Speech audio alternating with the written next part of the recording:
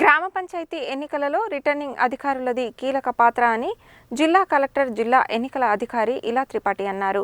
Returning అధికారులు నిర్వర్తించాల్సిన విధులు, బాధ్యతలు తదితర అంశాలపై పలు సూచనలు చేశారు.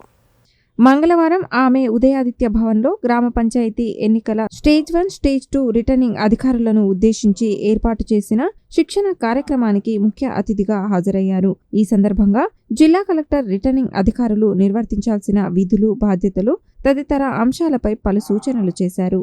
ఎన్నికల నిర్వహణలో సొంత నిర్ణయాలను తీసుకోవద్దని, ఎన్నికల నియమ నిబంధనల ప్రకారమే విధులు నిర్వర్తించాలని ఆమె తెలిపారు. ఎన్నికలలో ఎలాంటి పక్షపాతానికి, బంధుప్రీతికి తావు లేకుండా పనిచేయాలని, ఒకవేళ ఎన్నికల్లో ఎవరైనా పొరపాట్లు చేసినట్లయితే ఎవరిని ఉపేక్షించడం జరగదని, రిటర్నింగ్ అధికారులు, సిబ్బంది నేరుగా ఎన్నికల కమిషన్ ఆధ్వర్యంలో పనిచేస్తుంటారని, అందువల్ల పూర్తి అప్రమత్తంగా విధులు నిర్వర్తించాలన్నారు.